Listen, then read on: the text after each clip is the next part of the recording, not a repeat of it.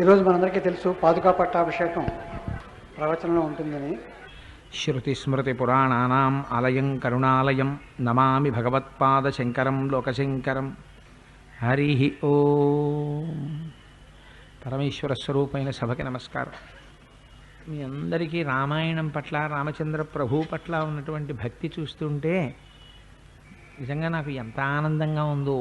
ఎందుచేత అంటే రేపు 6 గంటలకి సభ ప్రారంభం చేద్దామండి అని ఒక మాట అంటే మీ అందరూ ఇంత సహకరించి 6 అయ్యేటప్పటికి వచ్చి మధ్యలో ఒక దారి విడిచిపెడదామండి, రేపు రామచంద్ర ప్రభు వస్తారంటే దారి విడిచిపెట్టి ఇంత అందంగా ఇంత క్రమశిక్షణగా సభలు ఉండడం అనేటటువంటిది కొద్దిగా అరుదు. అది కాకినాడ వాసులకు ఉండేటటువంటి ప్రత్యేకమైన సంస్కృతి.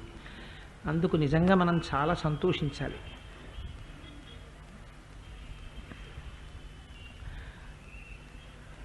నిన్నటి రోజు ఉపన్యాసాన్ని పూర్తి చేసేసరికి భరతుడు రామచంద్రమూర్తి యొక్క దర్శనాన్ని అపేక్షించినటువంటి వాడై ఆ చిత్రకూట పర్వత శిఖరం మీద మందాకిని నది ఒడ్డున రాముని యొక్క ఆశ్రమం ఎక్కడుందో వెతుక్కుంటూ బయలుదేరి ఆ రామచంద్రమూర్తి యొక్క దర్శనానికని వెడుతున్నాడు. అదే సమయంలో అక్కడ ఉండేటటువంటి ఏనుగుల యొక్క, గుర్రముల యొక్క, ఆ ఒంటెల యొక్క, పదాతిదళముల యొక్క, పదఘట్టనల యొక్క శబ్దాన్ని విన్నటువంటి వాడై రామచంద్రమూర్తి ఇంతకు ముందెన్నడూ లేదు, ఇక్కడంతా చాలా సంక్షుభితంగా వాతావరణం కనపడుతోంది, ఎక్కడ చూసినా ఈ జంతువులన్నీ పరుగులు తీస్తున్నాయి, లేళ్ళు, జింకలు మొదలైనటువంటివన్నీ కూడా ఏదో భయాన్ని పొందినటువంటివై తలకొక దిక్కుకి పరుగు తీస్తున్నాయి. దీనికి అంతటికీ కారణమేమై ఉంటుంది? ఎక్కడో చూస్తే ఎవరో ఒక రాజో లేకపోతే రాజప్రతినిధో ఎవరో అరణ్యంలోకి వేటకొచ్చినట్టుగా అనుమానంగా ఉంది అని లక్ష్మణుణ్ణి పిలిచి, సీతమ్మ తల్లితో కూర్చుని ఉన్నాడు రాముడు. ఒకసారి లక్ష్మణుణ్ణి పిలిచాడు. పిలిచి అంటాడు, రాజావా రాజమాత్రోవా మృగయా మటతేవని అన్యద్వా శ్వపదం కించిత్ సౌమిత్రే జ్ఞాతుమర్హసి. లక్ష్మణ, ఎవరో రాజు కానీ రాజప్రతినిధి కానీ వేటకొచ్చినట్టు నాకు అనుమానంగా ఉంది, ఈ జంతువులు పరిగెడుతున్నాయి, ఒక్కసారి పరిశీలించి అసలు ఏం జరుగుతోందో నాకు చెప్పవలసింది అన్నాడు.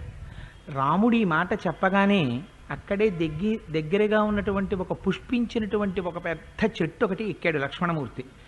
ఎక్కి మొట్టమొదట తూర్పు దిక్కుకి చూశాడు, ఏమీ కనపడలేదు. అక్కడ నుంచి ఒక్కసారి ఉత్తర దిక్కుకి తిరిగి చూశాడు. చూసేసరికి కోవిదార వృక్షం ధ్వజంగా కలిగినటువంటి ఒక పెద్ద సైన్యం కనపడింది. అందులో చతురంగ బలాలున్నాయి, ఏనుగులున్నాయి, గుర్రాలున్నాయి, పదాతిదళాలున్నాయి, దానితో పాటుగా 2 గుర్రములను పూంచినటువంటి రథాలున్నాయి. వీటన్నిటినీ చూసి అనుకున్నాడు, ఓహో అయితే భరతుడు వచ్చాడు అని. ఒక్కసారి ఆ పైనుంచి రామచంద్రమూర్తిని ఒక పెద్ద కేక వేశాడు. అన్నయ్య, అగ్నిం సంశమయత్వార్య సీతాచ భజతాం గుహాం సజ్జం కురుష్వ చాపంచ శరాంశ్చ కవచం తథా అంటాడు. అన్నయ్య, వెంటనే మన దగ్గర ఉన్నటువంటి అగ్నిహోత్రాలన్నింటినీ కూడా తగ్గించేసేయి, లోపలికి తీసుకెళ్ళి అగ్నిశాలలోకి చేర్చేసేయి. ఆ లోపల మన ధనస్సులు, చాపాలు, బాణాలు, అక్షయ బాణ తూణీరాలు అన్నీ సిద్ధం చేసి ఉన్నాయి. వాటినన్నింటినీ పట్టుకుని తొందరగా రా. పట్టుకుని వచ్చినట్టయితే మనం యుద్ధం చెయ్యాలి. ఎందుచేత అంటే అదిగో భరతుడు వచ్చేస్తున్నాడు. తన తల్లి చేత సత్యపాశములతో మన తండ్రిని బంధించి నీకు దక్కవలసినటువంటి రాజ్యాన్ని తాను పొందడమే కాకుండా నిన్ను దండకారణ్యానికి 14 సంవత్సరములు అరణ్యవాసానికి పంపినదే కాకుండా మళ్ళీ నిన్ను శత్రుకంటకం లేకుండా చేసుకోవడం కోసమని నిన్ను సంహరించడానికి అరణ్యానికి వచ్చాడు. ఇంతకన్నా మంచి అదును దొరకదు.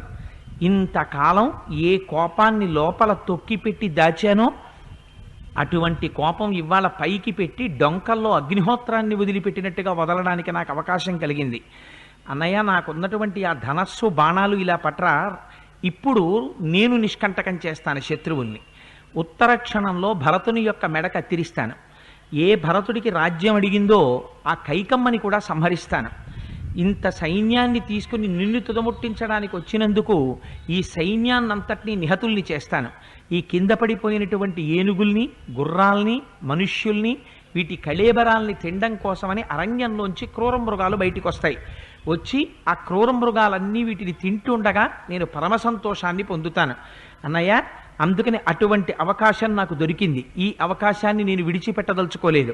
అందుకని తొందరగా నా ధనస్సు అక్షయ బాణతూణీరాలు బయటికి పట్టరా, నీ ధనస్సు కూడా పట్టుకురా, సీతమ్మని లోపలికి పంపించేసేయి, అగ్నిహోత్రాల్ని కొంచెం నిగ్రహించు, వాటిని తగ్గించి అగ్నిహోత్రశాలలోకి చేర్చేసేయి అని ఒక పెద్ద కేక వేశాడు పైనుంచి. ఈ మాటలు విన్నట్ట రాముడు విని ఆయన అంటాడు, అసలు కూర్చున్నవాడు కనీసం కదలను కూడా కదలలేదు, లేవను కూడా లేవలేదు, ఏమిటి లక్ష్మణ అంతంత కేకలేస్తున్నావు, భరతుడు ఒకవేళ మంది చంపేటట్టుగా ఏమైనా కనపడుతున్నాడా అని కూడా అడగలేదు. ఆయన ఏమీ తొట్టుపాటు పొందలేదు. ఎలా కూర్చున్నాడో అలాగే కూర్చున్నాడు. కూర్చుని ఒకసారి లక్ష్మణమూర్తి వంక చెట్టు మీదకి చూశాడు.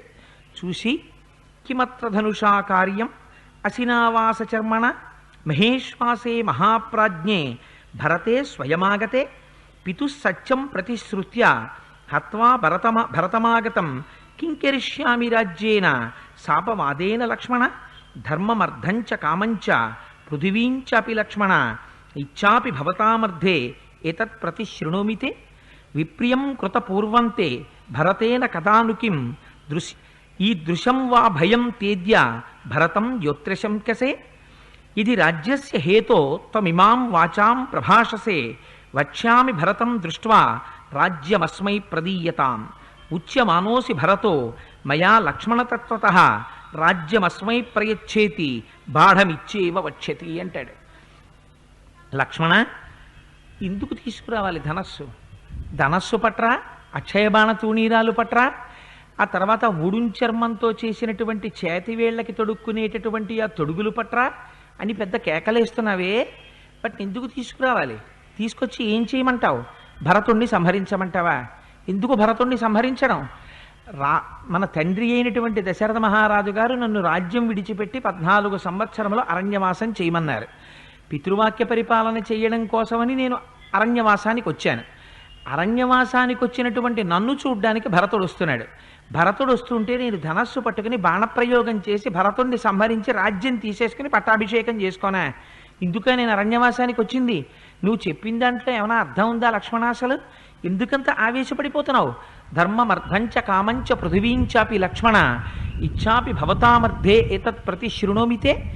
లక్ష్మణ నీకొక్క మాట చెప్తున్నాను, ధర్మమర్థంచ కామంచ, ధర్మము కాని అర్థము కాని కామము కాని దాని గురించి మీరేం చింత పెట్టుకోకండి అమ్మా. పర్జన్య పవనో నిలహ, వర్షం కూడా రామచంద్రమూర్తి యొక్క స్వరూపం. అలా ముందుగా ఆయన వచ్చేయాలని తొందరపడ్డాడు అనుకోండి, మనం చేయగలిగింది ఏం లేదు. సంతోషిస్తాం, ఓహో స్వామి స్వాగతం అంటాం అంతే. విష్ణు సహస్రంలో చెప్పట్లా తెల్లారులేస్తే పర్జన్య పావనో నిలహ అమృతాంశో అని చెప్తున్నాం కదా ఆ రోజును. అందుకని పర్జన్యుడు ఆయన కూడా ఆయన స్వరూపమే. అందుకని తొందరగా ఆయన వచ్చేస్తాను అంటే వచ్చే స్వామి చాలా సంతోషం అంటాం. అందుచేత ఆ తర్వాత ఏంటి సాకారంగా వస్తానంటాడు. అందుకని దాని గురించి మనం ఏం బెంగ పెట్టుకోక్కర్లేదు. ఆయన ఇచ్చే ఎలా ఉంటే అలా జరుగుతుంది. అదే కదా రాముడు చెప్పేది. నీ బెంగ ఎందుకు? దైవం ఎలా చేయాలనుకుంటున్నాడో అలా జరుగుతుంది. నువ్వు హాయిగా ఏ బెంగ లేకుండా నీ రామాయణం నువ్వు చెప్పుకో. మనకి స్వామివారు ఇక్కడ ఒక కుహరాన్ని ఏర్పాటు చేస్తున్నారు. అంతగా ఏమైనా వస్తే అందులో దూరిపోతాం. మనకే ఉంది, మనకేం బెంగ లేదు. రాముడికి గుహ ఎలా ఉందో మనకు అలా ఆవాసం ఉంది, అందులో చేరిపోతాం ఒక 5 నిమిషాల్లో. సరే, అందుచేత ఆయన అంటాడు ధర్మమర్థంచ కామంచ పృథివీంచాపి లక్ష్మణ ఇచ్చాపి భవతామర్థే ఏతత్ ప్రతిశృణోమితే. రామలక్ష్మణ భరత శత్రుఘ్నుల్లో భరతుడు ఎలా మాట్లాడతాడో మళ్ళీ రాముడు ఎలా మాట్లాడతాడు. ఎంత అందమైన మాట అన్నాడో చూడండి. ధర్మమర్థంచ కామంచ, ధర్మము కాని అర్థము కాని కామము కాని ఈ మూడిటిలో నేను ఎప్పుడైనా ఏ ఒక్కదాన్ని అనుభవించవలసి వచ్చినా లక్ష్మణ జ్ఞాపకం పెట్టుకో, నా తోడ పుట్టినటువంటి మిగిలిన తమ్ముళ్ళు అనుభవించని దానిని నేను అనుభవించను. వాళ్ళు కూడా అనుభవించాలి, వాళ్ళు సుఖపడాలి, నేను సుఖపడతాను. వాళ్ళు ఆనందించాలి, నేను ఆనందిస్తాను. వాళ్ళు సుఖంగా ఉండాలి, నేను సుఖపడతాను. అంతేకాని తమ్ముళ్ళ కుత్తుకలు కోసేసి రాజ్యాలు తెచ్చుకోవడం ఇలాంటివి నాకు అక్కర్లేదయా. ఇవి కోరుకున్నవాడిని అనుకున్నావా? ఇవి కోరుకున్నవాడిని అయితే అరణ్యానికి ఎందుకు వస్తాను? అక్కడే యుద్ధం చేద్దును. నాకు కావలసింది అది కాదు. అయినా నాకు తెలియక అడుగుతున్నాను. విప్రియం కృతపూర్వం తే భరతేన కదానుకిం. అసలు ఎప్పుడైనా భరతుడు నీ పట్ల అపచారంతో నువ్వు బాధపడేటట్టు నువ్వు బెంగ పెట్టుకునేటట్టు ఎప్పుడైనా ప్రవర్తించాడా? నీకు ఎందుకు అసలు భరతుడి మీద అనుమానం? ధనస్సు పట్టుకొచ్చేస్తున్నాడు, సైన్యంతో వచ్చేస్తున్నాడు, గుర్రాలతో వచ్చేస్తున్నాడు, ఏనుగులతో వచ్చేస్తున్నాడు, ఒంటెలతో వచ్చేస్తున్నాడు, నిన్ను చంపేస్తాడు, నన్ను చంపేస్తాడు, సీతమని ఎత్తుకుపోతాడు, రాజ్యం ఎత్తుకుపోతాడని ఇన్ని చదివేస్తున్నావే. భరతుడి జీవితంలో ఇన్నాళ్ళు మనం కలిసి బ్రతికాం, మనని చంపేటట్టుగా కానీ మన పట్ల అమర్యాదతో ప్రవర్తించేవాడిగా కానీ భరతుడు నీకు ఎప్పుడైనా కనపడ్డా? శంకించడానికి ఈషన్ మాత్రం అవకాశం ఉందా? భరతుణ్ణి శంకించనటువంటి ఏకైక వ్యక్తి రామచంద్రమూర్తి. మిగిలిన వాళ్ళందరూ శంకించారు, ఆయన ఒక్కడే. అంత సైన్యంతో వస్తున్నా అందరూ రాముడి మీద కెడుతున్నారని భయపడితే ఆ రాముడు ఆ చెట్టు కింద కూర్చుని ఆ భరతుడు ఒక్కనాటికి నా మీద ప్రతీకార చర్యకి పూనడం.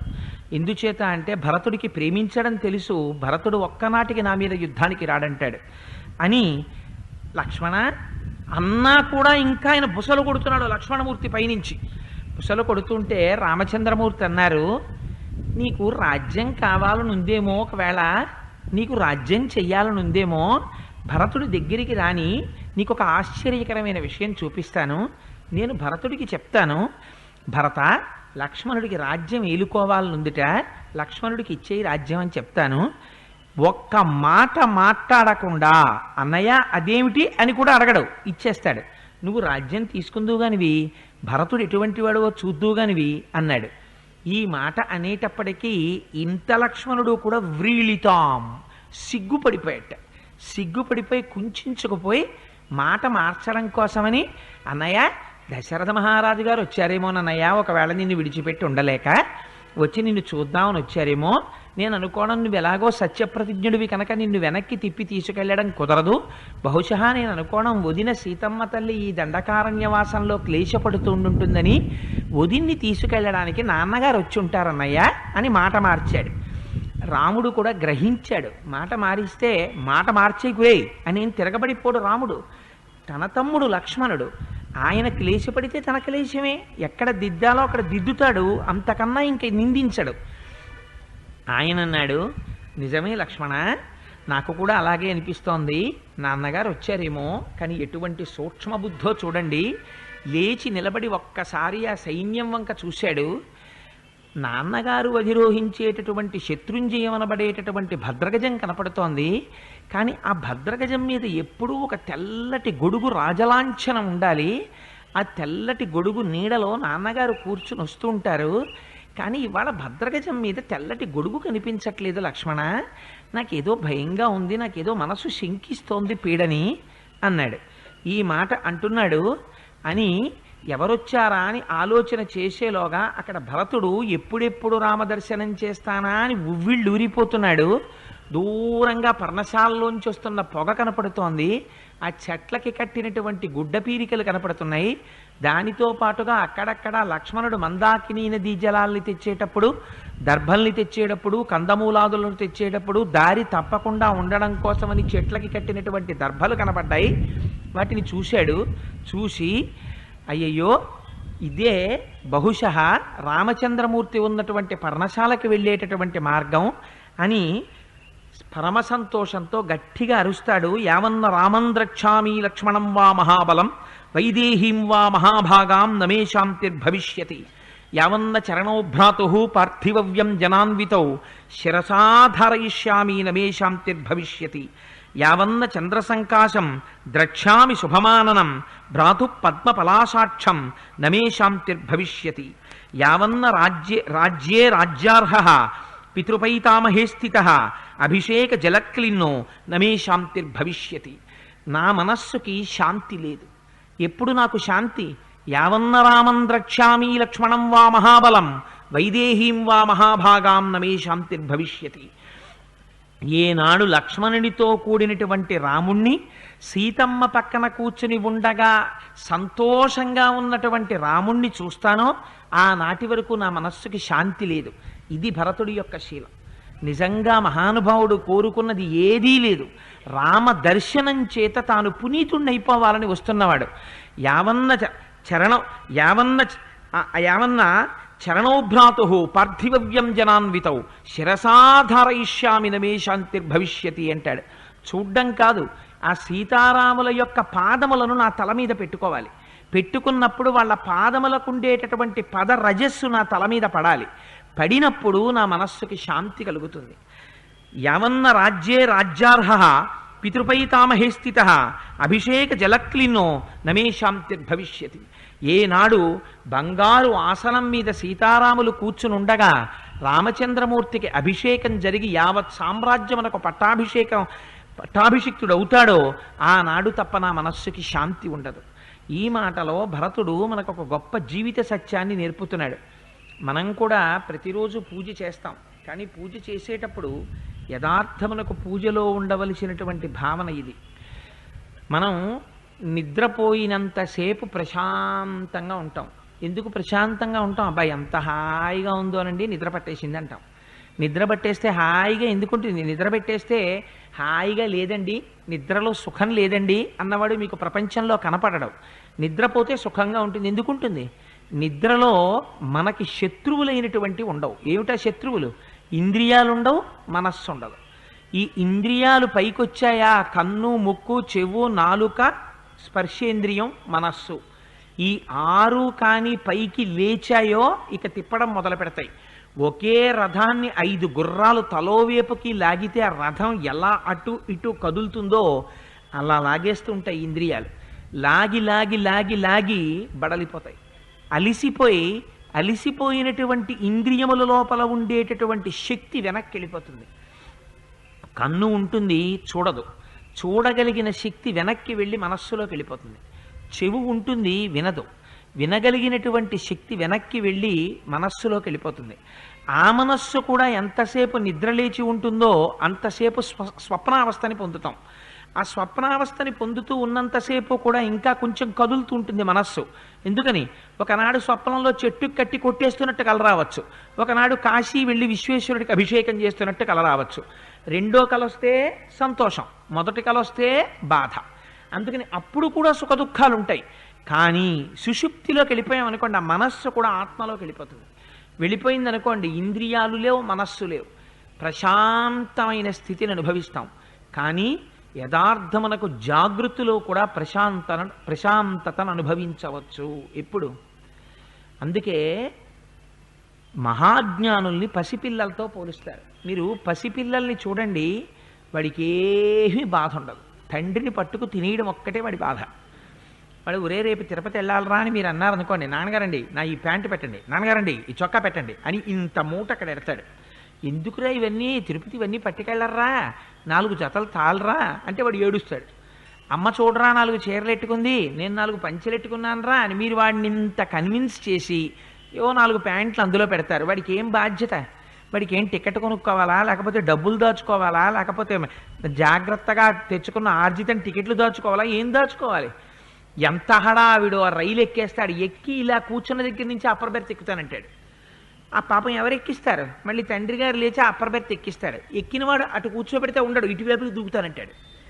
పోన్లేరా అలా దూకరా పడిపోతావని చెప్పి తండ్రి మళ్ళీ ఇటు మారుస్తాడు. ఉంటాడా? ఉండడు, దిగిపోతానంటాడు. మళ్ళీ దింపేస్తాడు. ఇన్ని చేస్తున్నా వాడికి ఒక్కటే లోపల ధైర్యం. ఏమిటి? మా నాన్నగారు ఉన్నారు. నాన్నగారు రాజమండ్రి రైల్వే స్టేషన్లో అరటిపళ్ళు కొనడానికి కిందకి దిగారనుకోండి, వాడు ఏం చేస్తాడు? రైలుకో సిగ్నల్ ఉంటుంది, అది ఇచ్చే లోపల నాన్నగారికి రైలు ఎక్కేయడం తెలుసని వాడికి తెలియదు. నాన్నగారండి రైలు ఎక్కేయండి, నాన్నగారండి రైలు ఎక్కేయండి అని ఏడుస్తుంటాడు.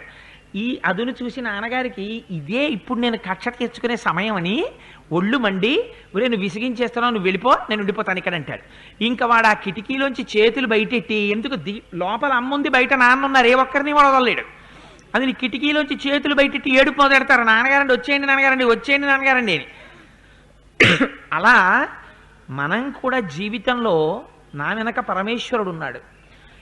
ఏది జరిగినా ఈశ్వరుడి సంకల్పం. మనం చెయ్యగలిగింది ఏమిటి? మనం ప్లాన్ చేస్తాం అంతే.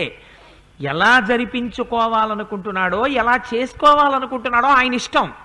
దాన్ని మీరేం నిరోధించలేరు, దాన్ని మీరేం ఆపలేరు. ఎందుకు ఇంక బెంగపెట్టుకోవడం అని ఆయనే సార్వభౌముడు అని అంగీకరించి మీ శిరస్సు తీసుకెళ్ళి ఆయన పాదములకు తాటించి ఆయన పదరజస్సు తల మీద పడిందనుకోండి, వాడికి ఉన్నంత శాంతి ఎవ్వడికి ఉండదు.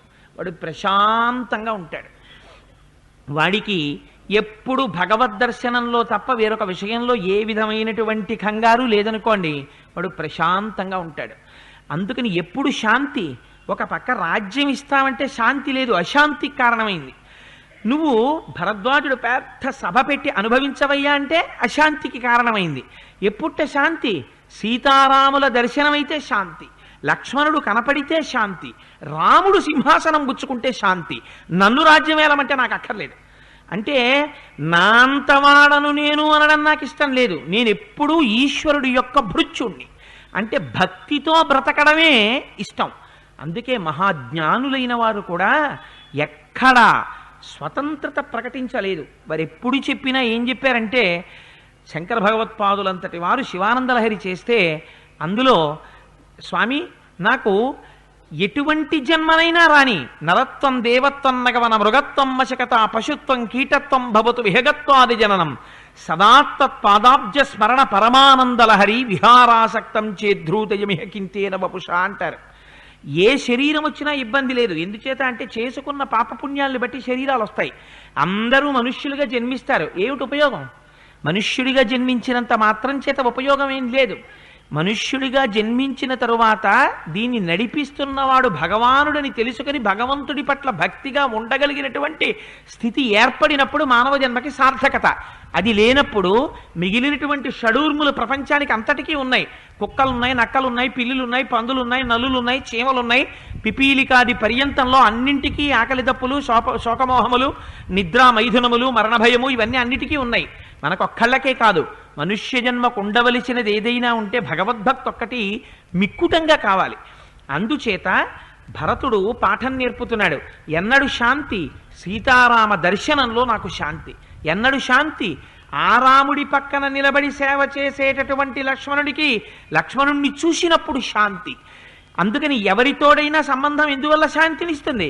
భగవంతుడితోడి సంబంధం ఉన్న వారితోడి సంబంధము మాకు శాంతికి కారకము తప్ప ఇక ఏ ఇతరమైన విషయముతో సంబంధం ఉన్న వారితోడి సంబంధము శాంతికి మార్గం కాదు.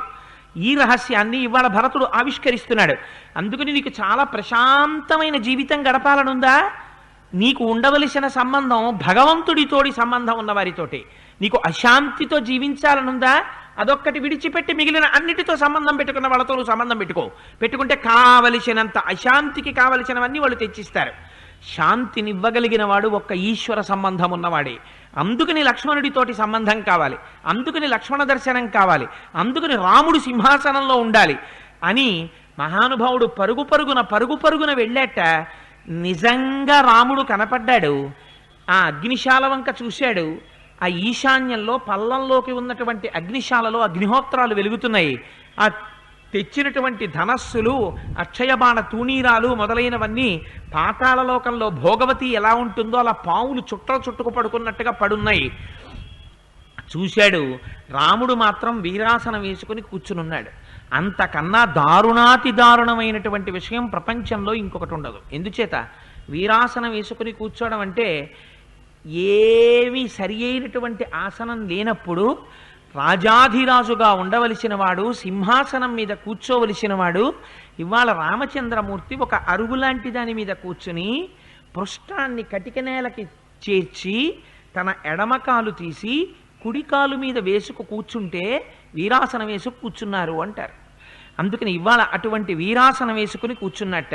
పట్టుపుట్టాలు కట్టుకుని ఒంటి నిండా ఆభరణములను దాల్చినటువంటి వాడై ఇలా చూసేటప్పటికి పుంసాం మోహన రూపాయ పుణ్య శ్లోకాయ మంగళం అని అంత ఆనందాన్ని ఇవ్వవలసినటువంటి వాడు, అటువంటి స్థితిలో మెలగవలసినటువంటి వాడు ఇవాళ తంతు కృష్ణాజనధరం క్షీరవల్కలవాసనం దదర్శ రామమాసీన అభిత పవకోపమం సింహస్కంధం మహాబాహుం పుండరీక నిభేక్షణం పృథివ్యా సాగరాంతాయ భక్తారం ధర్మచారిణం. మహానుభావుడు గొప్ప ధర్మం తెలుసున్నవాడు, ధర్మాన్ని ఆచరించేటటువంటి వాడు, సింహం లాంటి మూపురములు కలిగినటువంటి వాడు, సింహంలా నడగగలిగినటువంటి వాడు, గొప్ప బాహువులున్నటువంటి వాడు, పద్మముల వంటి కన్నులున్నటువంటి వాడు, ఈ సాగరము చేత పరివేష్టింపబడినటువంటి సమస్త భూమండలమును పరిపాలించగలిగినటువంటి సమర్థత కలిగినటువంటి వాడు. అటువంటి రాముడు నారచీర కట్టుకుని ఒక ముని ఎలా కూర్చుంటాడో అలా కృష్ణాజినాన్ని పైన ఉత్తరీయంగా వేసుకుని వీరాసనం వేసుకుని కూర్చున్నాడు. చూశాడు భరతుడు. మనస్సాగలేదు. అరే రే, నా వల్ల కదా అన్నగారికి ఇంత కష్టం వచ్చిందనుకున్నాడు. రామా అన్న మాట ఒక్కటే నోటి వెంట వచ్చింది. వేరొక మాట రాలేదు. పరుగు పరుగున వెళ్ళాడు. ఇంకా అంత దూరంలో ఉన్నాడు రాముడు. దగ్గరకి కూడా చేరలేకపోయాడు. ఆ శోకభారంతో నేల మీద పడిపోయాడు. పడిపోయేటప్పటికి భరతుణ్ణి చూశాడు రాముడు. చూసి పరుగు పరుగున వచ్చి పైకి లేపాడు. పైకి లేపి స్వస్థత కలిగిన తరువాత తెచ్చి ఒళ్ళో కూర్చోపెట్టుకున్నాడు. కూర్చోపెట్టుకుని కళ్ళు తుడిచి ఆ గడ్డం పట్టుకుని పైకెత్తి, ఏమిటి నాన్న భరత, ఏమిటి వేషం, ఈ నారచీరేమిటి, ఈ కృష్ణాజనం ఏమిటి, ఆ తలంతా జటలు కట్టుకోవడం ఏమిటి, ఇంత నల్లటి స్వరూపం ఏమిటి, ఆ భరతుడి జుట్టు ఎంత అందంగా ఉండేదంటేట, ఎక్కడైనా మంచి పుష్పమాల కనబడితే దాచేవట దశరథ మహారాజు గారు. భరతుడి కొప్పుకు బాగుంటుంది, భరతుడి వెంట్రుకలు చాలా బాగుంటాయని. అంత మంచి కేశ సంపద భరతుడిది. అందున చాలా మృదువైనటువంటి శరీరం ఉన్నవాడు. మంచి మెత్తటి పట్టుబట్టలు కట్టించేవాడు దశరథ మహారాజు గారు. అటువంటి వాడివి నువ్వు ఇవాళ ఇలా కృష్ణాజినం వేసుకుని నారచీర కట్టుకున్నావా, ఆ జటామండలం అంతా పెంచుకున్నావా, ఏమిటి స్వరూపం, నల్లగా ఉన్నావా, కాంతిహీనుడవైపోయావా, ఎప్పుడొచ్చావు? మీ మేనమామ గారి యొక్క యుధాజిత్తు గారి కేకయ దేశం చాలా దూరం, అక్కడి నుంచి ఎప్పుడు ప్రయాణం చేసి వచ్చావు? ఈ స్వరూపం ఏమిటి, ఈ కాంతిహీనుడవై ఉండడం ఏమిటి, ఈ నీరసం ఏమిటి, ఆ కంఠం ఏమిటంత బొంగురుపోయి, అసలు ఏమైంది? దశరథ మహారాజు గారు నిన్ను అరణ్యానికి పంపకూడదే, రాజు నిన్ను విడిచిపెట్టి ఉండలేడే, నేను లక్ష్మణుడు వచ్చిన తరువాత.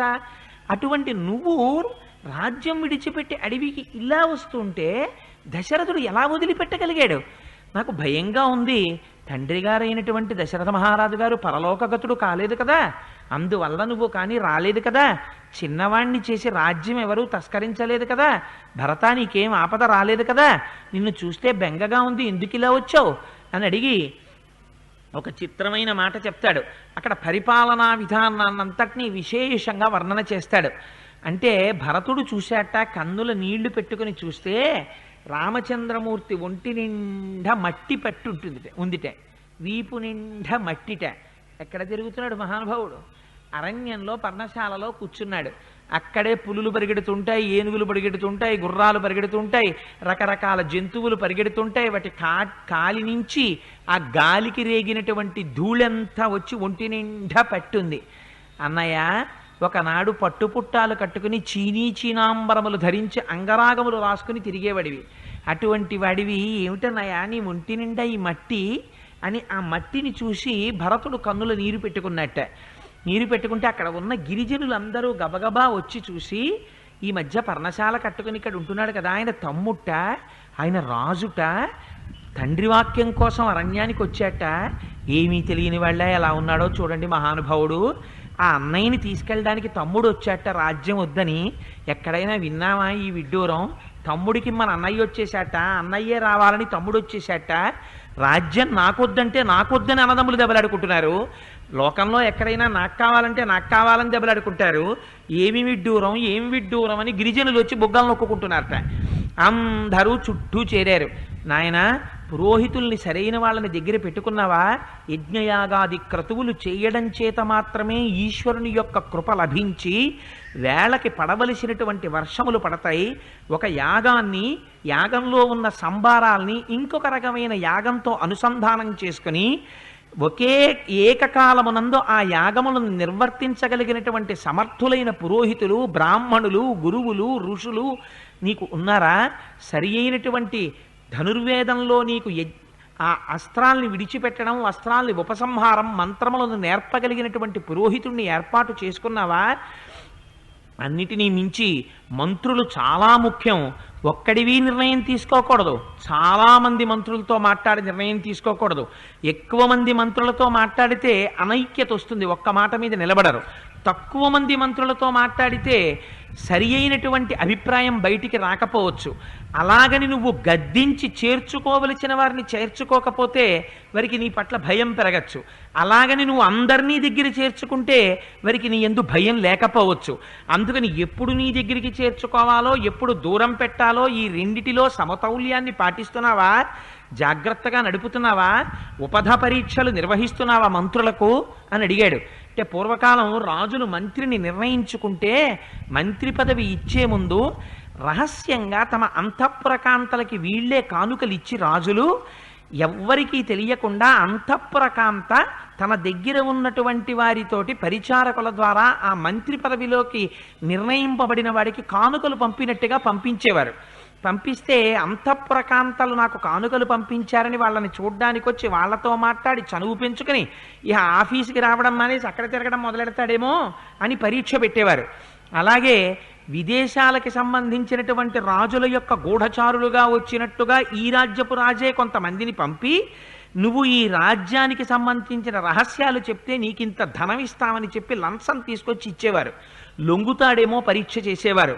అలాగే ఈ దేశంలో రాజుకు తెలుసున్న రహస్యాల్ని బయట పెడతాడేమోనని అటువంటి రహస్యాలు బయట పెడితే సొమ్మిస్తామని తెచ్చి ఇచ్చి పరీక్ష పెట్టేవారు. ఇన్ని పరీక్షలలో నెగ్గితే అప్పుడు మాత్రమే ఆయనకి మంత్రి పదవిని ఇచ్చేవారు. అందుకని అలా ఉపధ పరీక్షలు నిర్వహిస్తున్నావా, రాజ్యంలో 18 మంది మీద ముగ్గురు గూఢచారుల్ని పెట్టాలి. ఎవరు వాళ్ళు? ఇవాల్టి రోజున మనం ట్రెజరీ డిపార్ట్మెంట్ అని పిలుస్తామే, దానితో సహా కలిపి చెప్పాడు మహానుభావుడు రామచంద్రమూర్తి. అక్కడ నుంచి కోట రాజద్వారాన్ని కాపాడేటటువంటి కావలివాడి దగ్గర నుంచి ఎక్కడెక్కడ ముఖ్యమైనటువంటి పనులు నిర్వహిస్తుంటారో వాళ్ళ మీద 3 గూఢచారులు ఉండాలి. 3 గూఢచారులకి ఒకరికొకరు గూఢచారులమని తెలియకూడదు. అలా గూఢచారుల్ని పెట్టి గూఢచారుల ద్వారా వార్తలు వినాలి. యువరాజు దగ్గర గూఢచారిని పెట్టకూడదు. అలాగే రాజు తన ప్రధానమంత్రి దగ్గర గూఢచారిని పెట్టకూడదు. సైన్యాధిపతి సర్వకాలములయందు తన యొక్క శ్రేయస్సును కోరుకునేవాడికి మాత్రమే సైన్యాధికారి పదవినివ్వాలి. అలాగే విదేశాలలో ఉండేటటువంటి ఇతర రాజ్యాల్లో ఉండే ముఖ్యమైనటువంటి హోదాలలో ఉన్న వాళ్ళ దగ్గర ఈ రాజ్యపు గూఢచారుల్ని పెట్టాలి. ఎప్పటికప్పుడు శత్రురాజుల యొక్క కదలికల్ని తెలుసుకోవాలి. ఇవన్నీ నాయనా జాగ్రత్తగా చేస్తున్నావా భరత అని అడిగాడు. అడిగితే ఇవన్నీ విన్నాడు భరతుడు. విని ఒక్కసారి రాముడు వంక చూసి కళ్ళు తుడుచుకొని అన్నాడు, అన్నయ్య నువ్వు నాకు ఇవన్నీ చెప్పావు, చాలా అందంగా ఉంది, కానీ నేను ఒక్క మాట చెప్తాను విను. రామస్య వచనం శ్రుత్వా భరత ప్రత్యువాచ కిమ్మే ధర్మద్విహీనస్య రజధర్మ కరిష్యతి. నాకెందుకన్నయ్య ఈ ధర్మాలన్నీ? ఈ ధర్మాలు ఎవరికి కావాలి? రాజుకు కావాలి. నేను ఆ రాజుని? నేను రాజుని కాను, ఎప్పటికీ రాజు అవను, నాకు అక్కర్లేదు. రాజుని కానివాడికి రాజధర్మాలన్నీ ఎందుకు? నాకు అక్కర్లేదు. నీకొక ధర్మం తెలియాలన్నయ్యా. ఏమిటో తెలుసా ధర్మం? శాశ్వతోయం సదా ధర్మ స్థితో శ్వాసు నరర్షభ జ్యేష్ఠపుత్రే స్థితే రాజన్ నక నీయాన్ నృపో భవేత్. మన వంశంలో ఒక సంప్రదాయం ఉంది. ఎవరు జ్యేష్ఠుడిగా జన్మిస్తాడో వాడు మాత్రమే పట్టాభిషేకం చేసుకోవాలి. నాకు అదొక్కటే తెలుసా ధర్మం. అందుకని నాకన్నా పెద్దవాడివి నువ్వున్నావు, నీకు తెలియాలి రాజధర్మాలు, నాకెందుకు? అందుకు నేను ఎప్పుడు తెలుసుకోలేదు. అంటే ఎన్నడూ నేను రాజ్యమును అపేక్షించిన వాడను కాను, నువ్వు రాజ్యం తీసుకో. ఇదిగో నీ దగ్గరికి వచ్చి ఒక్కళ్ళు ఇలా నిలబడితేనే వాళ్ళ కోరికలు తీర్చకుండా ఉండలేవు నువ్వు. అలాంటిది ఇవాళ సామ్రాజ్యంలో ఉన్న ఇంతమంది బయలుదేరి వచ్చారు, వాళ్ళ కోరికను ఎలా తీర్చకుండా ఉండగలవు? అందుకని అన్నయ్య తిరిగి వచ్చి పట్టాభిషేకం చేసుకో అంటూ, అన్నయ్య నేను లేనప్పుడు మా అమ్మ 2 కోరికలు కోరింది. సత్యబద్ధుడై దశరథ మహారాజు గారు ఆ కోరికలు రెండిటినీ కైకకి తీరుస్తానన్నారు. నువ్వు అరణ్యవాసానికి వెళ్ళావు, కానీ దానివల్ల ఫలితం ఏమొచ్చిందో తెలుసా? నేను రాజ్యం తీసుకోలేదు. అదే సమయంలో కైకమ్మ విధవ అయింది. మా తండ్రి దశరథ మహారాజు గారు స్వర్గలోకగతుడై వెళ్ళిపోయాడు. ఇవాళ నాన్నగారు లేరన్నయ్య, నువ్వు వెళ్ళిపోవడం చేత ఇంత ఉపద్రవం సంభవించింది అన్నాడు. ఈ మాట విన్నట్ట రాముడు కూర్చున్నవాడు కూర్చున్నట్టే ఆ పైనుంచి కింద పడిపోయాట, నేల మీద పడి మూర్ఛపోయాట. మూర్ఛపోయి అది మట్టిని కూడా చూడకుండా దానిలో దొర్లుతూ ఏడుస్తున్నట్ట తండ్రిని తలుచుకొని. రాముడి కన్నా జ్ఞాని ప్రపంచంలో ఉన్నాడా? వైదేహి సహితం సురద్రుమతలే అని మహానుభావుడు ఆయన వీరాసనం వేసుకుని చుట్టూ హనుమా మొదలైనటువంటి వారు కూర్చునుంటే తత్వజ్ఞాన బోధ చేస్తారు. అంత గొప్ప రామచంద్రమూర్తి, అంతటి మహాజ్ఞాని తండ్రి గారు మరణించారని తెలిస్తే అంత ఏడ్చాడు. ఎంత జ్ఞానం ఉండనివ్వండి, ఎంత గొప్పవాడు కానివ్వండి, తన తండ్రి వెళ్ళిపోయాడంటే, తన తల్లి వెళ్ళిపోయింది అంటే కన్నుల వెంట నీరు రాలేదన్న వాణ్ణి ఎన్నడూ నమ్మకూడదు. ఎందుచేత అంటే తల్లిని తండ్రిని మించినటువంటి వస్తువులు ఈ ప్రపంచంలో ఇంకొకటి లేవు, వాటికి అవే సాటి. అటువంటి తల్లి కానీ తండ్రి కానీ శరీరం విడిచిపెట్టి వెళ్ళిపోయిన తర్వాత ఏడ్పు రాలేదు అంటే వాడు ప్రాథమికంగా అసలు మనిషిగా ఉండడానికి వాడిలో ఏదో తేడా ఉన్నట్టు. అలా ఉండడానికి వీల్లేదు. అంతటి మహాజ్ఞాని శంకర భగవత్పాదులంతటి వారు తల్లిగారు శరీరం విడిచిపెడితే, అమ్మా నువ్వు విడిచిపెట్టే ముందు తలుచుకుంటే నేను వస్తానమ్మా అన్నారు. అందుచేత అమ్మే నాన్నగారు నాన్నగారి ప్రపంచంలో. అందుకని అంత ఏడ్చేట, ఏమిటి ఇంత ఏడుస్తున్నాడు రాముడు, ఎన్నడూ లేనిది రాజ్యం పోతే ఏడవలేదు, ఆఖరికి దండకారణ్యవాసం చెయ్యవలసి వస్తే ఏడవలేదు. అటువంటి రాముడేమిటి నేల మీద పడి వెక్కి వెక్కి ఏడ్వడం ఏమిటని సీతా లక్ష్మణుడు గబగబా పరిగెత్తుకొచ్చారట. వాళ్ళని చూసి రాముడు అంటాడు, సీతా మృతస్తే శ్వశుర పితాహీనోసి లక్ష్మణ భరతో దుఃఖమాచష్టే స్వర్గతం పృథివీపతిం. భరతుడు ఇప్పుడే వచ్చి మనకు ఒక మాట చెప్పాడు, సీతా మృతస్తే శ్వశుర, సీత మీ మామగారు మరణించారు. పితాహీనోసి లక్ష్మణ, లక్ష్మణ నీకు తండ్రి గారు మరణించారన్నాడు. అదేమిటి, తనకి తండ్రి గారు చచ్చిపోతే సీతమ్మకి మామగారు, లక్ష్మణుడికి తండ్రి గారు చనిపోయినట్టు కాదా? సీతా మా నాన్నగారు పోయారట అంటే సరిపోదా? సీతా మృతస్తే శ్వశుర పితాహీనోసి లక్ష్మణ అంటాడు. అంటే అటువంటి సమయంలో మాట్లాడడంలో కూడా ఎంత అందంగా ఎంత గొప్పగా మాట్లాడతాడో చూడండి. ఇవి రెండు వస్తువులు ఉంటాయి. ఈ రెండు వస్తువులు ఎన్నడూ మనం జ్ఞాపకం పెట్టుకోవలసింది. భర్త రక్షకుడే, కానీ భర్త భార్య నుంచి అసలు అభిన్నుడు. రెండవ వాడిగా చెప్పడానికి వీల్లేదు. భార్యాభర్తలంటే ఒకటే. అందుకే మన సంప్రదాయంలో అసలు భార్యకి భర్తకి మధ్యలోంచి నడవరు కూడా. అంత గొప్పగా చూస్తారు భార్యాభర్తలంటే. కానీ స్త్రీ జీవితంలో చాలా గొప్ప రక్షకుడెవరు అంటే మామగారు. ఎందుచేత అంటే మామగారికి కోడలంటే ఉంటుందిట ప్రీతి, ఎంత ప్రీతో చెప్పలేనట, అంత గొప్పగా సంతోషిస్తాట మామగారు. అందుకే మామగారు వెళ్ళిపోతే స్త్రీ సర్వకాలములయందు తన అభ్యున్నతిని కోరుకునేటటువంటి మామగారు వెళ్ళిపోవడం స్త్రీకి గొప్ప రక్షణ వెళ్ళిపోయినట్టు. ఇంకా మామగారు వెళ్ళిపోతే ఆ స్థానం మాత్రం ఇక భర్తీ అవ్వదు. ఆ స్థానం అంతే. ఇంకా అది మామగారి స్థానం మామగారే. పినమామగారులు ఉండనివ్వండి, పెదమామగారులు ఉండనివ్వండి, మామగారి సాటి రారు. అందుచేతనే సీతా మృతస్తే శ్వశుర, అంత కైకమ్మని ఏ విషయంలోనూ ఎదిరించని వాడు కైకా నోర్మొయ్. నా కోడలు అరణ్యంలో నారచీర కట్టడమా? అమ్మా నువ్వు కట్టుకోవద్దు. నువ్వు 14 సంవత్సరములు కట్టిన పట్టుపుట్టం కట్టుకోకుండా కట్టుకుంటే ఎన్ని పట్టుపుట్టములు కావాలో అన్ని పట్టుపుట్టములు మూటలు కట్టి పంపిస్తానని పంపించినటువంటి వాడు దశరథుడు. నగలిచ్చి పంపించినవాడు. కోడలి యొక్క అభ్యున్నతిని కోరుకుని మురిసిపోతాట మామగారు. అటువంటి వాడు దశరథుడంటే. కైక వరాలు అడగగానే ముందు జ్ఞాపకం వచ్చింది సీతమ్మ. నేను రాముణ్ణి అరణ్యవాసానికి పంపించేశాక సీతమ్మ వచ్చి నా పాదాల దగ్గర కూర్చుని, మామగారు ఎందుకు పంపించేశారండి మా వారిని దండకారణ్యానికి అని ఏడుస్తూ ఒక కిన్నెరిలా నా కాళ్ళ దగ్గర ఏడిస్తే, నేను అటువంటి మైథిలి యొక్క ముఖాన్ని ఎలా చూడనని ఏడ్చాడు దశరథ మహారాజు గారు ఆ రోజున. అందుకని కోడలికి బాధ వస్తోందంటే, కోడలికి ఇంత బాధ వస్తే మామగారు దాన్ని ఇంత బాధగా బెంగబెట్టుకుంటాడు. అందుకని మామగారి లాంటి స్థానం ఇహ రాదు. అందుకని సీతా మృతస్తే శ్వశుర, సీతా నీకు మామగారు లేరు. పితాహీనోసి లక్ష్మణ, లక్ష్మణ నీకు తండ్రి లేడు. నాకు తండ్రి లేడనడు. తండ్రి ఎంత వయస్సు రానివ్వండి, తండ్రికి ఒక లక్షణం ఉంటుంది. తండ్రి దగ్గరికి ఒక్కనాడు కొడుకు రాడు. తండ్రి గారు వృద్ధుడైపోతాడు, ఎక్కడో ఉంటాడు. నాన్న నేను రాలేనురా, ఒక్కసారి రారా, నిన్ను చూడాలనుందిరా అని ఉత్తరాల మీద ఉత్తరాలు రాస్తాడు. నాన్నగారండి నాకు రావడానికి కుదరదండి, ఇప్పుడే ప్రమోషన్ లిస్టులో ఉన్నాను, అందుకని చెప్పి ఒక 6 నెలలు ఎక్కడికి వెళ్లకుండా ఉంటే నాకు ప్రమోషన్ వస్తుంది, నేను రాలేనండి అంటాడు. తండ్రి మనసు సరిపెట్టుకుంటాడు. అదే కొడుక్కి రాత్రి పగలు పని చేయడం వల్ల వేడి చేసి కామెర్ల వ్యాధి వచ్చి ఆసుపత్రిలో జాయిన్ అయ్యాడు. పర్వాలేదు తగ్గిపోతుందట మామయ్య గారు, కానీ డాక్టర్లు అలా చెప్పారండి అని మామగారికి ఫోన్ చేసింది అనుకోండి కోడలు. తన దగ్గరికి ఇన్నాళ్ళ నుంచి కొడుకు రాలేదని అక్కసు పెట్టుకోడు.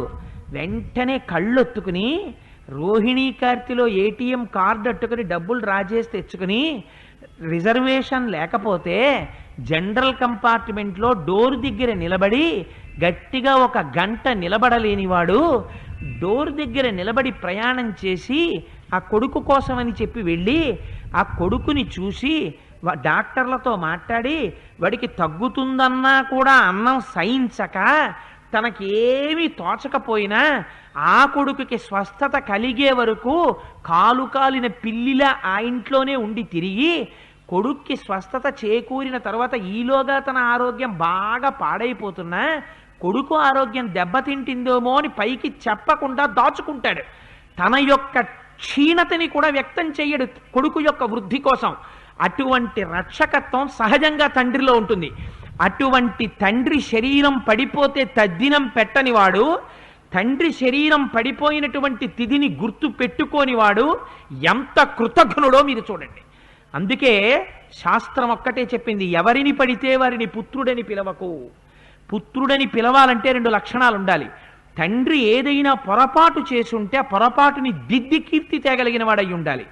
2, తండ్రి పున్నాన నరకంలో పుత్తనే నరకంలో పడిపోకుండా గయకి వెళ్ళి పితృపిండం పెట్టగలిగిన వాడై ఉండాలి. అందుకే ఎందుకైనా మంచిదిరా ఒకడికన్నా ఎక్కువ కొడుకుల్ని కనమంది శాస్త్రం. ఏమో పెద్దవాడు దౌర్భాగ్యుడైతే మిగిలిన వాళ్ళైనా పెడతారు. అందుకే తద్దినం పెడితే పెద్ద కొడుకుకి సహజంగా అధికారం ఉన్నా కింద చెయ్యి పెద్దవాడిది తద్దినంలో, పై చెయ్యి చిన్నవాళ్ళది. పైన ఆఖరివాడి చెయ్యి పెట్టించి పైనుంచి అక్షతలతో నీళ్లు పోయిస్తారు. అన్ని చేతులకి తగిలి కింద పడుతుంది. పెద్దవాడైనంత మాత్రం చేత ఆ చేతిలోంచి పడితే తప్ప వాళ్ళు పుచ్చుకోవడానికి వీల్లేదు పాపం ఆ నీళ్ళని. ఎంత దాహంతో ఉండనివ్వండి, ఆ కొడుకు చేతిలోంచి పడితేనే, లేకపోతే నాలుక పిడచకట్టి తిరుగుతారు వాళ్ళు. అందుకని పైన చిన్నవాళ్ళ చేతులు పెట్టి నీళ్లు పోస్తారు. ఆ ఏ చెయ్యి అంటే వాళ్ళకి ఇష్టమో ఆ చేత్తో ఏడాదికి ఒక్కసారి నీళ్లు పోస్తాడేమో అని చూస్తారు. కడుపున పుట్టి అన్నగారు తద్దినం పెడుతుంటే పైన చెయ్యి పెట్టడానికి తమ్ముడు రాకపోతే వాడు ద్రోహి, వాడిని నమ్మకూడదు ప్రపంచంలో. వచ్చి తీరవలసిందే, బ్రతికున్నన్నాళ్ళు పితృకార్యం చెయ్యవలసిందే. జీవితం అంటే ఎలా ఉంటుందో, కొడుకంటే ఎలా ప్రవర్తించాలో చూపిస్తాడు రాముడు. అందుకని పితాహీనోసి లక్ష్మణ, తండ్రి అంటే అలా రక్షించేవాడు. సర్వకాలముల యందు కనురెప్పల్లో పెట్టుకుని కాపాడుకుంటాడు తండ్రి. అటువంటి తండ్రి నాకు లేడని నేను అనను. ఎందుకని? తనకి అవసరం లేకపోయినా నన్ను రక్షించుకోవడానికి లక్ష్మణుడు అరణ్యవాసానికి వచ్చాడు. అందుకని నాకు తండ్రి ఉన్నట్టే. ఎవరికి లేడు? తండ్రి గారు పోతే అన్నగారు రక్షించాలి, పెద్ద కుమారుడు తండ్రిగా నిలబడాలి మిగిలిన తమ్ముళ్ళకి. కానీ నేను లక్ష్మణుడిని అలా రక్షించలేదు. నేను ఇక్కడ కూర్చుంటే లక్ష్మణుడు వెళ్ళి నాకు నీళ్లు తెస్తున్నాడు, నా పాదాలు కడుగుతున్నాడు, నాకు తేనె తెస్తున్నాడు, నాకు దుంపలు తెస్తున్నాడు, కావిళ్ళు మోశాడు. కానీ మహానుభావుడికి ఒక అన్నగారిగా నేను లక్ష్మణుడికి చేసింది లేదు. అందుకని తండ్రి పోయి ఉంటే లక్ష్మణుడికి పోయాడు, నాకు తండ్రి పోలేదు. లక్ష్మణుడి రూపంలో నాకు తండ్రి ఉన్నాడు. ఏమి ఔదార్యమో చూడండి, ఏమి మాటలో చూడండి. పొరపాటు జరిగితే నిగ్రహించాడు తమ్ముణ్ణి. ఆ తమ్ముడి వైభవం ఏమిటో తెలుసుకుని మాట్లాడతాడు తండ్రి గారిపోతే.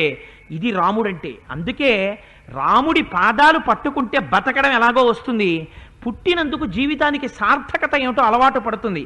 ఈ మాటలు విన్నట్ట సీతా పురస్తాద్వ్రజతు తమేన మభితో వ్రజ అహం పశ్చాద్గమిష్యామి గతిర్హేషాసు దారుణ అన్నాడు. జీవితంలో ఎన్నడూ నడవకూడనటువంటి నడక నడుద్దాం, సీత బయలుదేరన్నాడు. కోడలు ఇంటికి వచ్చిన తరువాత ఒక విషయం జ్ఞాపకం పెట్టుకోవాలి. ఎప్పుడైనా తాను బయటికి వెడితే మొట్టమొదట తన భర్త నడవాలి. భర్త కన్నా మామగారు ఉంటే మామగారు ముందు నడవాలి, మామగారి వెనక భర్త నడవాలి. చిట్ట చివర మాత్రమే స్త్రీ వెళ్ళాలి. మొట్టమొదట స్త్రీ నడిచి చిట్ట చివర ఇంటి యజమాని నడిస్తే ఇంటి యజమాని చచ్చిపోతే ధర్మోదకాలు ఇవ్వడానికి ఎడుతున్నట్టు గుర్తు. దారుణమైన నడక అని గుర్తు. ఇవాళ కలిసి రావట్లేదంటే, వానలు పట్టలేదంటే, పంటలు పండట్లేదంటే, ఆయనేమో ఇంటికి తాళం వేసుకుంటూ ఉంటాడు, ఈవిడేమో గుమ్మం దాటి ఆటో మాట్లాడుతుంటుంది. ఆయనకేం తెలుసు ఎలా కలిసి వస్తుంది? కలిసి రమ్మంటే ఎక్కడుంది ధర్మం? రాముడు అంత బాధలో కూడా ఎవరు ముందు నడవాలో ఎవరు వెనక నడవాలో చెప్తాడు. ఇవాళ మనం సీతా పురస్తాద్వ్రజతు తమేన భవితో వ్రజ అహం పశ్చాద్గమిష్యామి గతిర్హేషాసు దారుణ అన్నాడు. ఇవాళ దారుణమైన నడక నడవాలి మనం. ఎందుకని? జన్మనిచ్చినటువంటి తండ్రి గారు ఏనాడు శరీరం విడిచిపెట్టారో ఆనాడు మామగారి శరీరం పడిపోయిన రోజున కోడలు ముందు నడవాలి, కొడుకు వెనక నడవాలి. అందుకని ఇవాళ దారుణమైన నడక నడుద్దాం సీత, అందుకని నువ్వు ముందు నడు, నేను వెనక నడుస్తానన్నాడు. అని బయలుదేరారు, వెళ్ళారు. వెళ్ళిన తర్వాత మహానుభావుడు ఆ మందాకిని నదిలో స్నానం చేశాడు. ఒక్కసారి దక్షిణ దిక్కుకి తిరిగి తండ్రి గారిని పిలిచాడు. నాన్నగారు, నేను మీకు అత్యంత ప్రియపుత్రుణ్ణి, ఇవాళ జలతర్పణాలు ఇస్తున్నాను, నాకు మీరు వెళ్ళిపోయిన సంగతే తెలియదు. కొడుకు పుట్టేది తండ్రికి అంచేష్టి సంస్కారం పెద్ద కొడుకు చేసి తీరాలి, కానీ నా దురదృష్టం నేను మీకు అంచేష్టి చెయ్యలేదు. జలతర్పణలు ఇస్తున్నాను నాన్నగారు, గ్రహించండి అని జలతర్పణలు ఇచ్చాడు. ఇచ్చి ఆ లక్ష్మణుణ్ణి పిలిచి ఒక మాట చెప్పాడు. పర్ణశాలలో ఆ గారకాయలు ఉన్నాయి, గారకాయలు బద్దల కొట్టి గుండ చేసి కాస్త రేగుపిండితో కలిపి పట్రా, దర్భలు కొసలు దక్షిణ దిక్కుకుండేటట్టుగా పరు, దాని మీద మనం ఆ పిడచలు పెడదామన్నాడు. పిడచ ఎప్పుడు పడితే అప్పుడు పెట్టకూడదు. కొంతమందికి అలవాటు ఉంటుంది, ఇళ్లలో భోజనాలు చేసే ముందు ఒక అన్నం పిడచ కట్టి పక్కన పెడుతుంటారు. ప్రతిరోజు ఇంట్లో తద్దినం పెట్టడంతో సమానం అది. అలా పిడచ పెట్టకూడదు. భూతబలికి పక్షులకి వాటికి వెయ్యాలి అని మీరు అనుకుంటే మృగముద్ర పట్టి ఇలా తీసి పక్కన పెట్టచ్చు. వేలి యొక్క సారలు పడేటట్టుగా పిడచ కట్టి పెట్టకూడదు. అందుకే ఇంట్లో పెద్దలైన వారు ఉంటే పడిశం పడుతుందేమో అని ఒక అలవాటు ఉంటుంది. ఇంటి యజమాని విస్తట్లోకి భార్య ఏం చేస్తుందంటే ఓ గరిటెతో నెయ్యేసి నెయ్యిలో కాస్త మిరియం ఆ తర్వాత వాము మొదలైనవి నేతిలో వేయించి తెచ్చి యజమాని విస్తట్లో వేస్తుంటారు. వేస్తే యజమాని వేడన్నంలోకి కలుపుకుని నైవేద్యం పెట్టి వ్యాహృతులు పుచ్చుకున్న తర్వాత కలిపి తాను తీసి పిల్లలకి భార్యకి ఇస్తాడు. అప్పుడు కూడా పిడచ కట్టివ్వడానికి వీల్లేదు. మృగమద్ర పట్టి విడిన అన్నం ఇవ్వవలసిందే, పిడచ కట్టి మాత్రం ఇవ్వకూడదు. అందుకని అసలు పిడచ కట్టి మనమే తినాం. అందుకని పిడచలు కట్టి పెట్టాడు. పిడచలు కట్టి పెడితే దర్భల మీద అది కేవలం పితృకార్యం. పితృకార్యం పెట్టడంలో కూడా ఎంత గొప్ప మాట మాట్లాడాడో చూడండి. ఒక కొడుకు పుట్టాడు అని తల్లిదండ్రులు ఎందుకు సంతోషిస్తారంటే తనకి శరీరంతో ఉన్ననాళ్ళు వాడు సుఖ పెట్టాడో పెట్టకపోయాడో, తను తెచ్చుకున్న దానితో తానే తింటాడు. తనకి ఒంట్లో ఓపికన్ననాళ్ళు కొడుకుని కష్టపడి పెంచుతాడు. కొడుకు తండ్రి సొమ్ము తింటాడు, కానీ తండ్రికి కొడుకు సొమ్ము పెట్టింది చాలా తక్కువ. యథార్థమునకు తండ్రి ప్రేమ లేనినాడు కొడుకు అసలు అంత అభ్యున్నతిలోకి రానే రాడు. అటువంటి తండ్రి కోరుకునేది ఏది అంటే సంవత్సరంలో ఏ తిథినాడు ఆయన శరీరం పడిపోయిందో ఆ శరీరం ఆ లోపల ఉండేటటువంటి జీవుడు 3 తరాలు దాటిపోయేంత వరకు మిట్ట మధ్యాహ్నం 12 గంటల వేళ దాహార్తితో వస్తారు. ఒక్కసారి వచ్చి చూస్తారు, తనవారు పోస్తారా నీళ్లు, తనవారు పెడతారా అన్నమని. పెట్టకపోతే వేరొకరు పెట్టినా ముట్టదు. అది కొడుకు ఉండడం వల్ల ఉపయోగం, కొడుకు ఉండడం వల్ల పెద్ద శాపం. వాడు పెట్టలేదనుకోండి, వాళ్ళ అలా ఆకలితో మళ్ళలాడుతూ పడి ఉండడమే, ఇంకెవ్వరూ పెట్టరు వాళ్ళకి. అలా పడుంటారు. ఇవాళ తద్దినాలంటే చాలా చులకనైపోయాయి. బ్రాహ్మణ కుటుంబాల్లో తద్దినాలు మానేసిన దౌర్భాగ్యులు ఉన్నారు నాకు తెలుసు. వాళ్ళని నేను అంతకన్నా గౌరవమైన మాటలతో నేనేం పిలవను. సభాముఖంగా కోటేశ్వరరావు దౌర్భాగ్యుడు అన్నాడు ఏమిటని మీరు అనుకుంటే అనుకోండి. అంతకన్నా గొప్ప గొప్ప బిరుదులతో వాళ్ళని పిలవవలసిన అవసరం నాకేం లేదు. వ్యాసపీఠం మీద ఉండగా నాకెవడి మీద గౌరవము లేదు, నేనెవడికి భయపడేది లేదు. తండ్రికి తద్దినం పెట్టని వాడు దౌర్భాగ్యుడే నా దృష్టిలో. అందుచేత మహానుభావుడు ఎంత గొప్ప మాట అంటాడో చూడండి. ఐంగుదం బదరీ మిశ్రం పిణ్యాకం దర్భ సంస్థరే న్యస్య రామ సుదుఃఖార్తో రుదన్వచనం అబ్రవీత్. ఏడుస్తూ రేగుపిండి గారపిండి ముద్దలు 2 తెచ్చి దర్భల మీద పెట్టి ఒక మాట అన్నట్ట. తండ్రి గారే ఎదురుగుండా వచ్చి ఇలా చెయ్యి చాపినా సరే పెట్టడానికి వీల్లేదు. గొప్పతనం ఏమిటో తెలుసా అండి? పెద్ద కొడుకు దర్భల మీద పెట్టిందే వాళ్ళు పుచ్చుకుంటారు. అందుకని దర్భల మీద మాత్రమే పెట్టాలి. అందుకని దర్భల మీద పిడచలు పెట్టి ఒక మాట చెప్పాడు. ఇదం భుంక్షు మహారాజా ప్రీతో యదశనావయం యదన్న పురుషో భవతి తదన్నాస్త్యస్య దేవతాః. కొడుకుకి ఒక నియమం ఉంది. తండ్రి తద్దినం పెట్టమని అడిగేటప్పుడు తండ్రికి ఇష్టం, మా నాన్నగారికి సాంబార్ అంటే ఇష్టమండి, ములక్కాళ్ళు అంటే ఇష్టమండి, అలా పెట్టమని తద్దినం ఎవరు చెప్పలేదు ప్రపంచంలో. తద్దినానికి ఒక నియమం ఉంది, ఎలా ఉండాలో అలాగే ఉండాలి. అందుకని పురుషుడు తానేమి తింటాడో దాన్నే పితృదేవతలకు పెట్టాలి. మీకు రోజు చక్రకేళి అరటి పళ్ళు తినడమే అలవాటు ఉందనుకోండి, మీరు చక్రకేళి అరటి పండే పెట్టాలి పితృదేవతలకి. మీకు ప్రతిరోజు కూడా మంచి సన్నటి బియ్యంతో అన్నం వండుకు తినడం అలవాటు అనుకోండి, అటువంటి బియ్యంతోటే అన్నం వండి పెట్టాలి. మీరు ఎటువంటి పప్పు తింటారో అటువంటి పప్పుతోనే పెట్టాలి. మీ శక్తిని దాటకూడదు, మీ శక్తిని కిందకి దింపకూడదు. పితృదేవతలు ఆరగించేటప్పుడు తొందర పడకూడదు.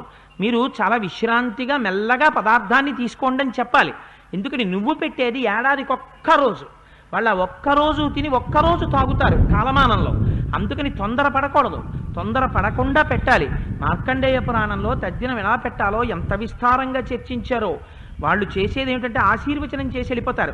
పితృదేవతలు ఆశీర్వచనం చేస్తే తర్వాతి తరాలు పైకొస్తాయి, పితృదేవతల ఆశీర్వచనం లేకపోతే తర్వాతి తరాలు భ్రష్టు పట్టేస్తాయి. అందుకని మహానుభావుడు నాన్నగారు నేనేది తింటున్నానో మీకు అది పెట్టాలి. అందుకని ఇవాళ రాముడు కోరుకుంటే భరత రథంలోంచి కాస్త గబగబా అన్నీ తెప్పించి గారెలు వండించు, పప్పు వండించు, అన్నం వండించు, చారు పెట్టించు అంటే భరతుడు పెట్టించలేడా? పెట్టలేదు రాముడు. ఎంత ధర్మం తెలుసున్నవాడో చూడండి. అడుగు తీసి అడుగేస్తే రాముడికి ధర్మమే. నేను గారపిండి ముద్ద పెట్టాడు. నాన్నగారు నేను ఇది తింటున్నాను, గారపిండి తిని బ్రతుకుతున్నాను ఇవాళ, ఇది రాముడంటే ఎంత ధర్మమో చూడండి. రేగుపిండి ముద్ద తిని బతుకుతున్నాను, అందుకని గారపిండి ముద్ద రేగుపిండి ముద్ద నాన్నగారు మీకు ఇక్కడ పెట్టాను, తినండి నాన్నగారు అన్నాడు. అని ఆ మంత్రాలు చెప్పి అక్కడ పెట్టిన తరువాత నిశ్శబ్దంగా కన్నుల నీరు పెట్టుకుని నలుగురు కలిసి వెనక్కి వచ్చారు. వచ్చిన తరువాత చీకటి పడుతోంది, కూర్చున్నారు. కూర్చున్న తర్వాత భరతుడు అన్నాడు, అన్నయ్య నేనెప్పుడూ రాజ్యం కోరుకోలేదు, మా అమ్మ అడిగిందన్న మాట నాకు తెలియదు. తెలియక మా అమ్మ 2 వరాలు అడిగింది, దశరథ మహారాజు గారు ఇచ్చారు. కానీ ఈ రాజ్యం నాకు అక్కర్లేదు. అన్నయ్య నువ్వు ఈ రాజ్యాన్ని స్వీకరించవలసింది. ఎందుచేత? ఈ రాజ్యం నువ్వు మాత్రమే భరించగలవు, నేను భరించగలిగిన వాడను కాను. అందుకే ఇంతమందిని కలిసి వచ్చాం. పౌరులు వచ్చారు, జానపదులు వచ్చారు, బ్రాహ్మణులు వచ్చారు, పురోహితులు వచ్చారు. దయచేసి ఈ రాజ్యాన్ని స్వీకరించన్నయ్యా అన్నాడు. అంటే ఆయన అన్నాడు, మనం ఎవరం ఎక్కడ ఉండాలి అనేటటువంటి అధికారం తండ్రి గారికి. తండ్రి గారికి 3 భార్యలున్నారు, 3 పత్నులున్నారు, 350 మంది భార్యలున్నారు, 4 కుమారులున్నారు, రాజ్యం ఉంది, సైన్యం ఉంది, పౌరులున్నారు. తండ్రి ఎంత గొప్పవాడంటే మహారాజుగా ఎవరెక్కడ ఉండాలో నిర్ణయించగలడు. మనకి తండ్రిగా ఎవరు ఏదనుభవించాలో కూడా దశరథ మహారాజు గారి ఇష్టం. దశరథ మహారాజు గారు నన్ను 14 ఏళ్ళు అరణ్యవాసం చెయ్యమన్నాడు, నిన్ను రాజ్యం తీసుకోమన్నాడు. రాముడి దృష్టిలో అరణ్యవాసానికి రాజ్య పరిపాలనకి తేడా లేదు. నీకు అది ఇచ్చాడు, నాకు ఇది ఇచ్చాడు. నాకేది ఇచ్చాడో నేను తీసుకుంటాను, నీకేది ఇచ్చాడో నువ్వు తీసుకో. అంతేకాని తండ్రి గారు ఇచ్చినవి తారుమారు చేసుకునే అధికారం మనకెక్కడుంది? నీకేది ఇచ్చాడో అది నువ్వు తీసుకో తమ్ముడు అన్నాడు. చీకటి పడిపోయింది. ఆ రోజు రాత్రికి పడుకున్నారు. మరునాడు ఉదయం లేచారు. అందరూ కూర్చున్నారు, 4 అన్నదమ్ములు నిశ్శబ్దంగా ఉన్నారు. ఈలోగా వశిష్ఠుడు భార్యల్ని తీసుకుని వస్తున్నాడు. ముందు రోజు వస్తూ వస్తూ కౌసల్య చూసింది మందాకినీ నది ఒడ్డున దర్భల మీదున్న గారపిండి ముద్దలు, రేగు ముద్దలు చూసి, ఓహో ఇవి తద్దినంలో పెట్టాడంటే రాముడు ఇవాళ ఇవి తిని బ్రతుకుతున్నాడు అనమాట. ఎంత కష్టంలో ఉన్నాడు నా కొడుకని ఏడ్చింది. 3 తల్లులు వచ్చారు, మంత్రులు వచ్చారు, పురోహితులు వచ్చారు, జానపదులు వచ్చారు, అందరూ వచ్చారు. మరునాడు ఉదయం కూర్చున్నారు, ఎవ్వరూ మాట్లాడరు, నిశ్శబ్దంగా ఉంది. అటువంటి సమయంలో మొదట భరతుడు లేచి అన్నాడు, అన్నయ్య శాంతత మామికా మాతా దత్తం రాజ్యమిదం మమ తద్దదామి తవైవాహం భుంచు రాజ్యమకంటకం. అన్నయ్య నువ్వు ఏ రాజ్యాన్ని మా అమ్మ కైకకిచ్చావో ఆ రాజ్యాన్ని కైకమ్మ నాకివ్వాలనుకుందో దాన్ని తిరిగి నీకిచ్చేస్తున్నాను. ఎందుకని? నిన్ననేమన్నాడు? దశరథుడు నీకిచ్చాడన్నాడు. అందుకని ఇవాళ భరతుడు అటువైపు నుంచి నరుక్కొచ్చాడు. దశరథుడు మా అమ్మకి ఇచ్చాడు, మా అమ్మ నాకు ఇవ్వాలనుకుంది, నేను నీకు ఇచ్చేస్తున్నాను. ఎందుకని? శాంతత మామికా మాతా దత్తం రాజ్యం ఇదం మమ తద్దదామి తవైవాహం భుంచ్వ రాజ్యమకంటకం. ఏ కంటకం లేకుండా ఈ రాజ్యాన్ని నువ్వు పరిపాలించాలి. ఎందుకు పరిపాలించాలో తెలుసా అన్నయ్య? గాడిద గుర్రం 4 కాళ్ళ జంతువులు ఒక అరణ్యంలోనే ఉంటాయి. ఉన్నంత మాత్రం చేత గుర్రం నడక గాడిదికి వస్తుందా? రాదు.